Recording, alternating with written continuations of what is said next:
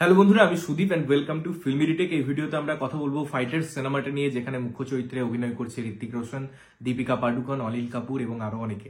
তো সিনেমাটা আমার কেমন লাগলো? দেখুন, সিনেমাটা আমি 3D তে দেখলাম এবং দেখার জন্য একটু টাইম লাগলো বিকজ শো গুলো ক্ল্যাশ করছিল।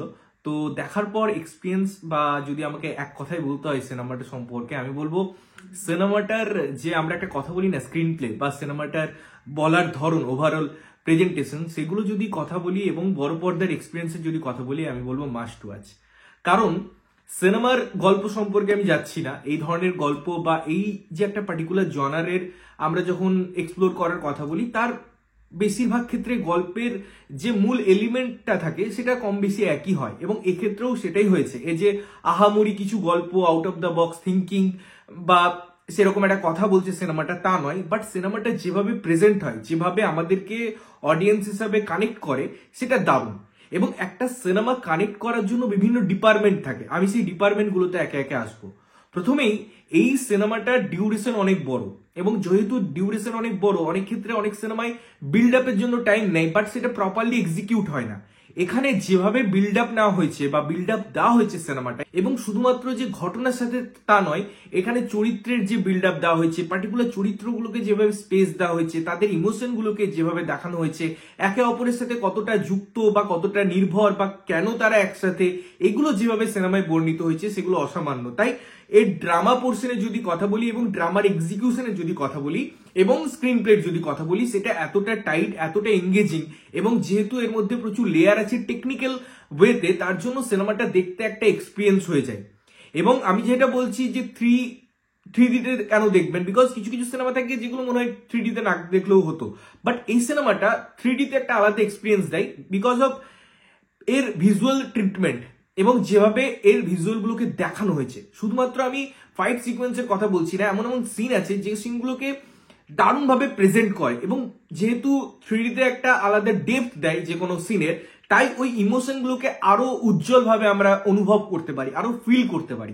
তাই আমি বলবো, তোমরা যদি সিনেমাটা দেখার প্ল্যান করো, অবশ্যই 3D-তে প্ল্যান করবে, বিকজ এর একটা অ্যাডেড অ্যাডভান্টেজ আছে। আরো কি কি অ্যাডভান্টেজ আছে আমি একটা আলাদা শর্টসে বলে দেবো, তাহলে ডিটেলসে তোমরা বুঝতে পারবে। এবারে আসি যে একটা সিনেমায় আরেকটা যেটা নেক্সট এর স্ট্রং ডিপার্টমেন্ট হওয়া উচিত, সেটা হচ্ছে টেকনিক্যালিটিস। এবং টেকনিক্যালিটিস এর আন্ডারে অনেকগুলো জিনিস আছে, সেটা আমি ভিজুয়ালস এর কথা বলি, সেটা ক্যামেরা ওয়ার্কের কথা বলি, কালারের কথা বলি, বা আমি যদি মিউজিকের কথা বলি, সেই সব কিছু ডিপার্টমেন্ট খুব সুন্দরভাবে ওয়ার্ক করে। একটা সিনেমায় অনেকগুলো ডিপার্টমেন্টের সিঙ্ক এত সুন্দরভাবে হয়, যার জন্য এর যে বিজিএম সেটা ওই সিনগুলোকে দারুণভাবে এনহ্যান্স করে, এবং যখন এনহ্যান্স করছে তখন আমরা ওই ডেপথটা খুঁজে পাই। এবং মিউজিকের সাথে সাথে বন্দে মাতরম গানটা, যেটা নিয়ে আমি ট্রেলার রিভিউ করার সময় কথা বলেছিলাম, এত সুন্দর তার পজিশনিং এবং এত সুন্দরভাবে জায়গাটা, অ্যাটমসফিয়ারটা ক্রিয়েট করেছে, যেটা একটা আলাদা বন্ডিং ক্রিয়েট করে। সিনেমার টেকনিক্যালিটিস এর বাদে যদি আমি পারফরমেন্সের কথা বলি, ঋত্বিক রোশন অসামান্য, দারুণ লেগেছে তাকে। এবং তাকে শুধু লেগেছে দেখতে বলা ভুল, মানে তিনি তার সিনেমায় পারফরমেন্সও কিন্তু দেন, একজন ভালো অভিনেতাও তিনি, এবং সেই জায়গাটা আবার প্রমাণ হয় এই সিনেমায়। দীপিকা পাডুকোনের স্পেস ভালো, তার চরিত্র ভালো লেখা হয়েছে, অনিল কাপুর ভালো। তো ওভারঅল পারফরমেন্সে আদার্স ক্যারেক্টার এবং তাদের মধ্যে বোঝাপড়া, সেটা খুব সুন্দরভাবে প্রস্ফুটিত হয় এই সিনেমায়। এবং একটা এই ধরনের সিনেমায় যে কমিক রিলিফ বা ব্রিদিং স্পেসের আমরা যদি কথা বলি, সেগুলো খুব সুন্দরভাবে এসছে, কমিক টাইমিং গুলো খুব সুন্দর। তাই ওভারঅল এটা একটা প্যাকেজ হিসেবে বা এন্টারটেনমেন্ট হিসেবে আমাদের জন্য খুব ওয়ার্ক করে। আমরা অডিয়েন্স হিসেবে পুরো ডিউরেশনটা খুব ইজিলি কনজিউম করতে পারি, এবং এক একটা সিন, আমরা এক একটা জায়গা যখন দেখি, ওই যে বড় পর্দার এক্সপিরিয়েন্স, সেটা আমার মনে হয় ট্রুলি এক্সিকিউট হয়।